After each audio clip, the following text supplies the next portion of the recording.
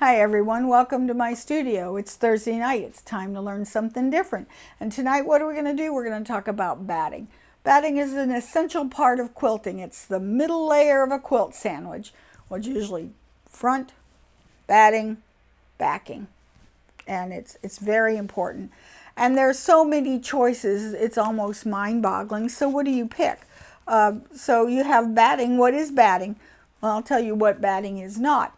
It's not a duvet cover. It's not real thick foam. It can be flannel. You can get away with certain flannels in a quilt, but it's usually made of natural fiber or a synthetic fiber. And they have different purposes and different uses.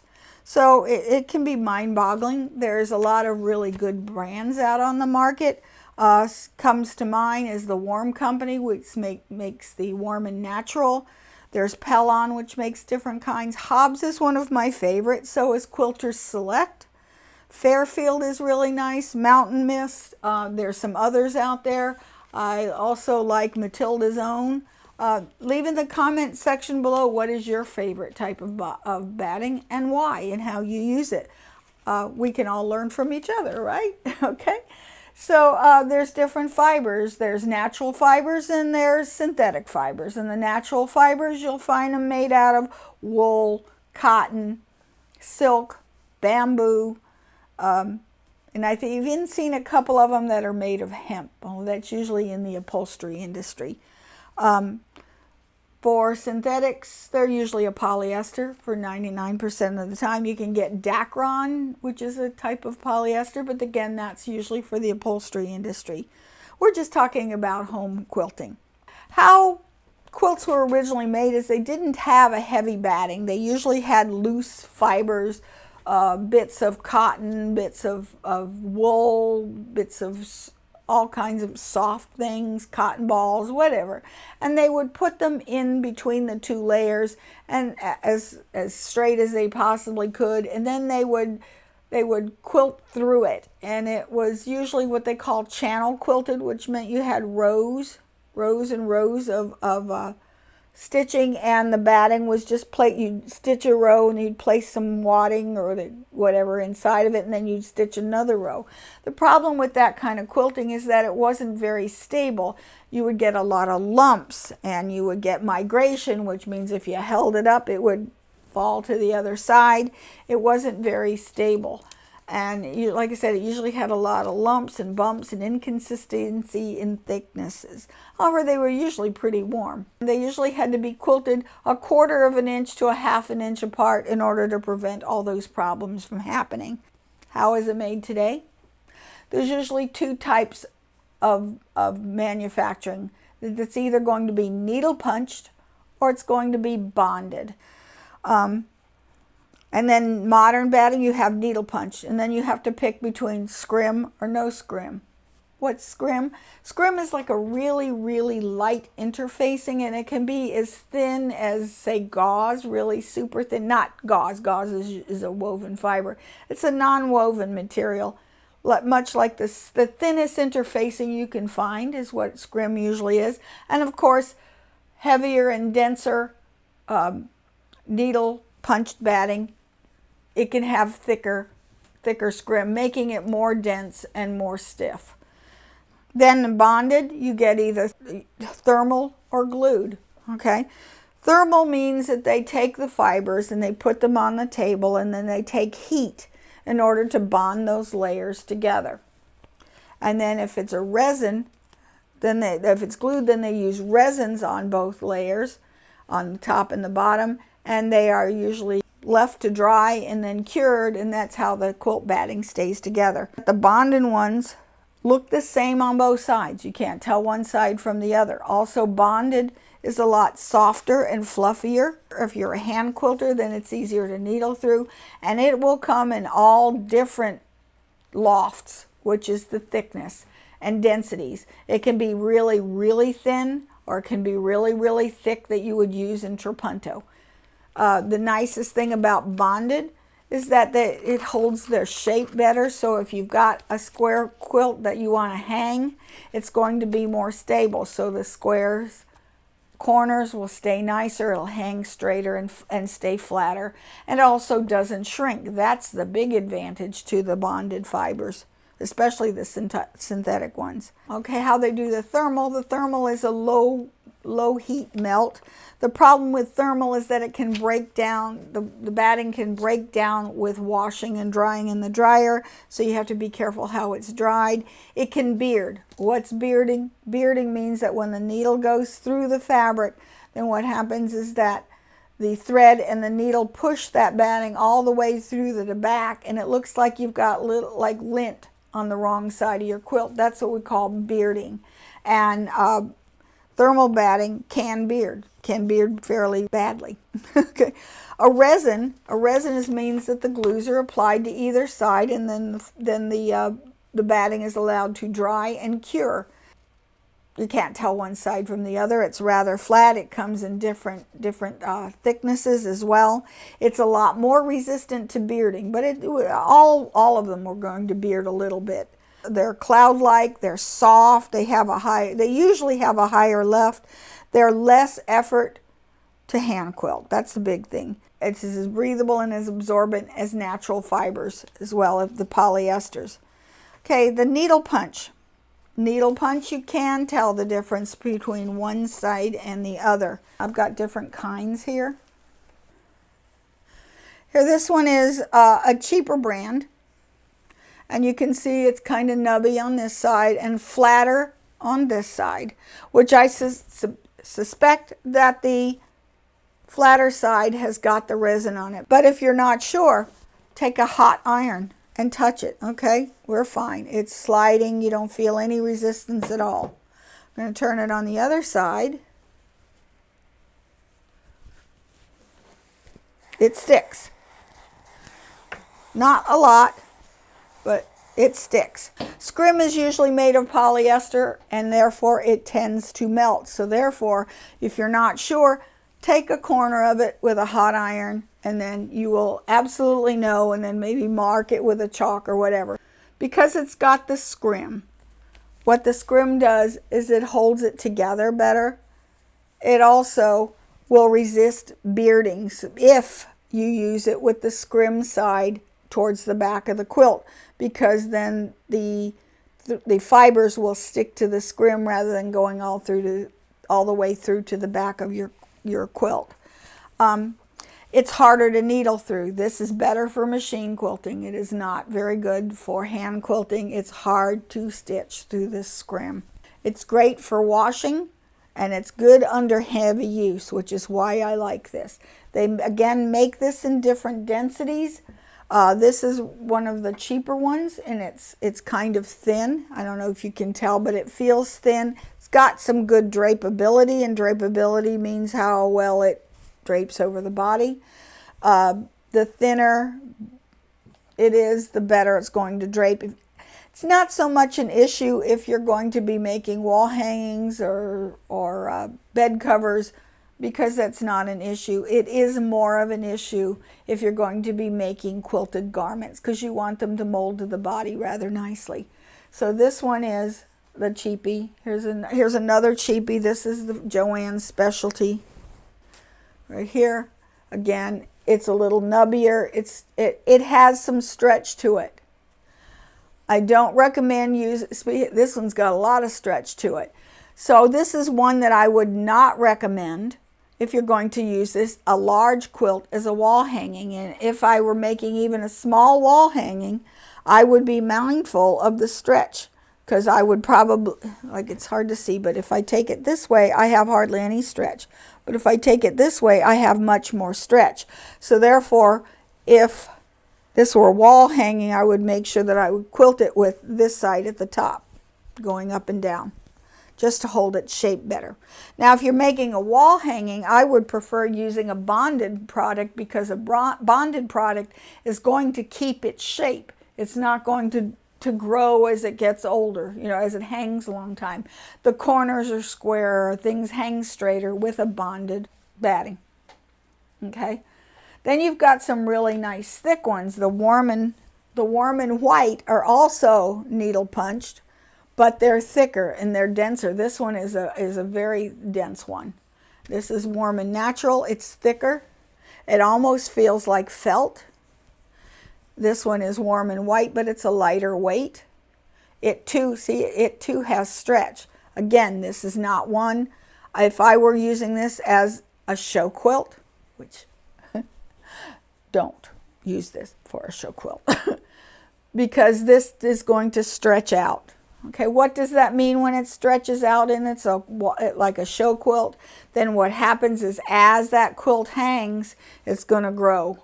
And as it grows, the sides and the corners are all going to start to curl. So I wouldn't use these for a show quilt. The one advantage to these needle felted, especially the natural fibers, cotton, bamboo, whatever, is that it has a nice static grip. And what static grip is how well does the fabric stick to it, okay? So if I'm quilting, say this, it almost sticks to it. You could almost get away if it's a small piece without pinning or basting it at all. It won't migrate and move all over you. Now the problem with the polyester battings is that when you're quilting here, and I'm talking about quilting on a domestic machine, what happens is that the layers can shift on you, and then you end up getting pleating and ripples underneath, which are really rather unsightly. And you would have to baste really close, which is not fun to do. Okay, let's talk about the different fibers and what is the advantage to using one fiber over another. So first of all, like I said, you had cotton, bamboo, wool, polyester, silk, blends, all kinds of things. So cotton is actually what most people like to use. And why I like cotton? Cotton usually is a low loft. It has a great drape. It's warm, it's cuddly, and it has that static grip, which makes it easier for use with a domestic machine. Problem, it shrinks, okay? It can shrink up to 8%. It's not your best choice for a wall hanging. You want to keep those sharp corners and you want it to hang straight. Depending on whether it has scrim or no scrim, depends on how close or far apart you can have your quilting. With a lot of the cottons, you want to read your package because it can tell you that it needs to be stitched every 2 inches, 4 inches, 6 inches. Warm and natural can be 10 inches. So depending on how much quilting you want to go may also influence your choice on what kind of batting to use. Really, the only cottons that I have is the cheap stuff. The brands I have is the Joanne brand of it says 100% cotton. However, if it has scrim in it, it's not really 100% cotton. The only ones that are truly 100% cotton are ones that come with no scrim. And those I would only be used for bed quilts with a lot of quilting in between. If it has scrim, it's usually only about 87% cotton. Next we have bamboo. Bamboo is soft and it's very silky, has a nice silky feel. It's low loft. It's sustainably made because bamboo fibers are easy to obtain, where cotton sometimes can go really sky high, especially did a few years ago when China bought up all of the cotton, almost all the cotton crops in the United States. So the cost of cotton went sky high. Okay, bamboo has good drapeability. It dries 3 times faster than cotton, which makes it nice. It's resistant to mold and mildew. It also has good static grab. It usually has a scrim in it, but it's easy to hand quilt because the scrim is very thin in bamboo batting. It does shrink, not quite as much as cotton, but it does shrink. It's nice and cool. It's good for summer climates and for summer quilts. I don't have any bamboo on here. I have used it before, and as far as machine quilting on a domestic machine, I couldn't tell it apart from cotton. There's wool. And wool, you think this isn't a wool, this is a Matilda's Own brand. Wool is nice and really nice and soft. It does come in different weights. You see over here, you can see the scrim, but you can see it in the margins where it starts on the edges. See, you can see where that scrim began, and you can feel it, and it's a rather substantial scrim, which means I would not use this for hand quilting. This one's a Matilda's own. Also, most battings will come in, this one's a charcoal, but I've seen them in black and white and beige. That also helps with hiding any kind of bearding. Wool is super warm. It's super soft. It wicks up moisture, so it makes it more comfortable. Wool can vary in weight, and it depends on the thickness of the scrim. You have both bonded wool as well as needle punched wool, where a bonded wool is usually of a much higher loft and it's light and soft, where needle punched is denser and more felt-like in feel. It doesn't hold a crease. Biggest problem with cotton and wool is that cotton holds a crease that can pretty much stay there forever, but wool won't hold a crease. Wool batting is the preferred quilt batting of show quilters. Why? Because of that resistance to creasing. For my very first show quilt, I mistakenly used Warm and Natural, which is pretty much 100, which is a pure cotton. And when you send things to show, you have to fold them and put them in a box, and they ship somewhere. And then I got to this show, and I looked at my quilt hanging, and I was horrified. I didn't want to tell anybody that was my quilt because it had all these fold lines, and they sometimes will steam those quilts while they're putting them up so that they do show nicer.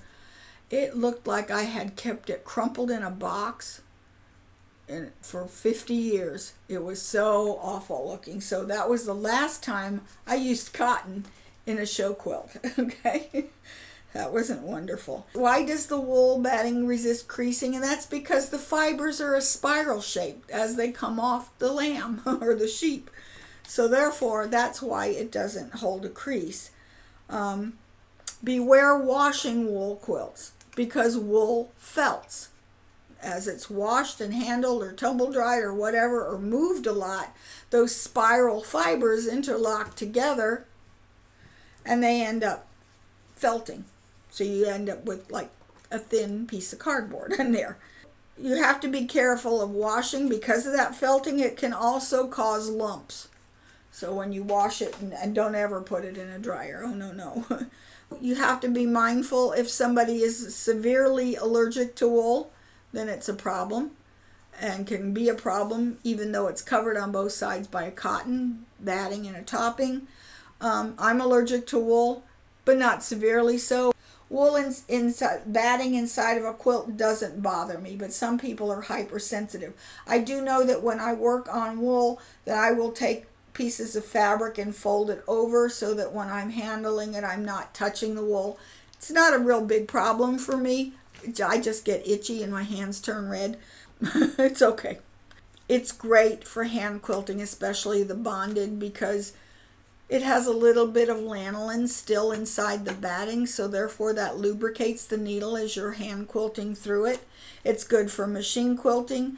As far as for machine quilting, it's preferred because wool batting, like nothing else, makes the quilting pop. It's sort of, as you know, it's compressed as you're putting your quilt together, but with time it sort of springs back out, and it puts a lot of loft to the quilt and really brings out your quilting. So that's why another reason that show quilters really like wool. Okay, silk. I used a sample that I got one time of silk batting. I was not that impressed. Silk batting is very expensive. The advantage is it's very lightweight. It has an incredible drape. It's beautiful for doing garments. It doesn't have any shrinking at all. A lot of times you'll have blends, and the blend, whatever it's blended with, will shrink, so you have to watch your labels. And most silk batting on the market is a blend, so watch your labels. It's expensive. It's real, like I said, it's not too hot. Hobbs makes a Tuscany silk, which is really nice, and it's made with 10% polyester. And I think that's what I used when I sampled it. To me, it's so expensive that it wasn't worth the price to me. But it's kind of a luxury item. But again, I don't make many quilted garments. Garments will be a different issue. Okay, then you have polyester, pure polyester, which is this stuff. Okay, it's super light and airy. It's nice and lofty. It doesn't have any shrinkage at all. It's very durable. It keeps its shape and it hangs straight. It's perfect for trapunto. In fact, this is what this piece is that I have one bat of the thickest polyester I can find that I use for trapunto because it does hold its shape and it springs out really well. It's best for something that's going to be high washing, like baby quilts. It's hard to machine quilt on a domestic machine. It shifts really bad.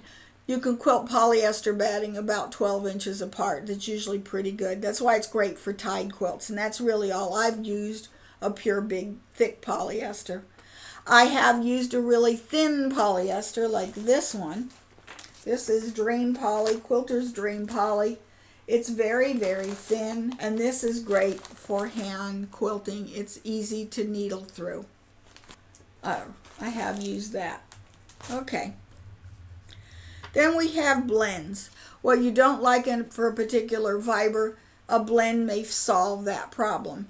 So you have sometimes 60 wool, 40% cotton. And what a blend does is it gives you the best of both fibers, the best qualities of both, and tends to be a little more stable. They're usually a little cheaper than a pure fiber. A lot of times the blends are a little felt-like in density. They shrink less than cotton. It washes better than the wool. I'm talking about the 60 wool, 40% cotton. It washes better than the wool. It's best for high use quilts. Okay, and then you have other ones that are polyester and cotton, and I'll show you some of these that I have. Let's see. This is a wool blend. Let me see always read the label when you get your batting. This one is Matilda's Own. Again, I don't make that anymore, I don't think. It's made in Australia. It's 60% Australian wool and 40% polyester on a polyester scrim. It tells you that it's needle punched, pre-washed, and pre-shrunk. And it tells you to machine quilt 8 to 10 inches apart. I mean, this is a short bolt, but they do make them wider. You can get them in different widths as well. Okay. This one right here is the Dream polyester right here. And what this one's telling me is that it's made of polyester microfibers, which is nice. It doesn't have any resins or plastic scrim to resist your needles, which is why I like this one. It actually is very, very thin. Needles glide through smoothly. It's a high wicking fiber, breathable and comfortable. This one stitches up to 8 inches apart. It says it's excellent for tied quilts, but for tied quilt, that's really too thin. Tied quilt, I like to see thick. It says it can be gently machine washed and dried, quick drying, resistant to wrinkling, and it's available in black and white. So this one I bought for hand quilting. Okay. Then we have, this is Pellon's Nature's Touch, and this is a cotton polyester blend, 60-40. And this one is telling me it has 1/8 inch loft, so I would consider that a low loft, which is what I use. If you're a new machine quilter, pick a low loft. You're going to have a lot less problems with shifting around. Loft is 1/8 inch. Its shrinkage is 2 to 3%. That's pretty good. See, if it were a cotton, it's got at least a 4 to 8% shrinkage. Where being that this is 40% polyester, it only shrinks 2 to 3%. Okay, it's washable by hand or machine, which is nice. It's dry cleanable. Most are not. I do not dry clean my quilts. dry cleaners are nasty to quilts, I'll tell you. And this one you can stitch 8 to 10 inches apart. So this is actually a pretty good one. This is comparable to the Warm and Natural as far as how far you have to stitch it apart. And what I like about this one, the 60-40, is that is going to resist creasing. This one is being saved for if I ever do another show quilt. Okay. Then I have Fairfield's 80-20, which is relatively inexpensive one here. And this one is 80% cotton, 20% polyester. And it is telling me that it is I wouldn't hand quilt it. This one you need to quilt up to 4 inches apart. This one only has a 2 to 3% estimated shrinkage. This says no need to pre-soak, and we'll talk about that in a minute. This one they're telling me it's needle punched. Okay, doesn't beard, shift, or gather. I will see. And it says it's unconditionally guaranteed. I don't know what that means either, but this is a low loft. And again, this is a very nice one that I collect. Along with fabric, I collect batting. Then there's a fusible. Like I said, fusible batting has got a resin on one or both sides. With an iron, it bonds. That resin bonds the fiber that you're using to the batting. It's not my favorite. It's very difficult to use the fusible on a big quilt, which means you have to have it laid out on a very flat surface in order to bond it. And I find it inconsistent. I don't like its loft either. It doesn't have that fluffy feel to it. To me, that resin makes the batting rather stiff. I've used it for wall hangings or table runners or placemats, but I don't like it for a large quilt. It's too hard to handle that iron to baste it together. And it's really hard to use on beginners. Sometimes needles have problems going through those resins as well. So I don't usually use a fusible unless it's something small. Other problems that you can have with quilt batting. Okay, with bearding. Bearding, the biggest problem is if it's a needle punch, make sure the scrim is on the bottom. And the cheaper, so this is where price does count, that the cheaper your batting, the more likely it is to beard. Of course, you can counteract that by using a dark colored batting. How to wash cotton and bamboo. You want to wash it in cool water and mild soap. Soak for about 15 minutes. Then you want to, usually I will wash my batting. If I'm going to wash my batting, I'm going to do it in the bathtub. I would never wash batting that does not have a scrim as far as needle punched. Bonded, yes, but you don't need to pre-wash bonded. But if it's a needle punched natural fiber cotton, then I would put it in the bathtub and let it soak for 15 minutes. Squeeze it out, rinse it out with more cool water, and then squeeze it in a towel and get most of the water out. Then lay it out on a flat surface, usually on a nice summer day, on top of a sheet, and it will dry pretty quickly. You also make sure you buy enough batting to accommodate that 4 to 8% shrinkage. If you want it to shrink further, or as much as it will, my opinion is I wash everything because I don't like that cuddly, worn, crinkly type of quilt. I like that quilt to look as good as 20 years from now as the day I finished binding it for the first time. I like it to look nice, so I wash everything. I don't let anything shrink if it's going to shrink. I not only will wash it, then I will take my hot steam iron and I will steam all the way through that batting to give it any more shrinkage if it needs it. So I always will pre-shrink both my fabrics and my batting. Polyester batting doesn't need to be pre-washed. Neither does silk. It's already, they wash it when they make the silk in the first place. Okay, how much to buy? Buy it so that it is at least 4 inches bigger on all 4 sides. And you think, that's a lot of waste. I don't like doing that. So I always end up with all these big strips left over, and what do you do with them? I will put them together. I'll do another video later on how I merge my quilts together to make larger pieces out of my scraps, because batting is getting so expensive you don't want to waste any of it. The small little bits that are too small to be bonded in make really good dust cloths. They work great. I'm cleaning here. It'll get the dust off quickly. I always keep one around. Okay, as far as basting your quilt together, we'll do another video later on basting your quilts, making a quilt sandwich and basting your quilts together. As well, I'll be another video about how to combine pieces of leftover batting into one bigger piece. If you have any questions, send me an email at waltzquilt@yahoo.com, and I'll be happy to try to answer any of your questions. If you have any comments, put them in the comments section below. Don't forget to like and subscribe, share, and hit that notification bell. And until next time, I'll see you later. Happy sewing.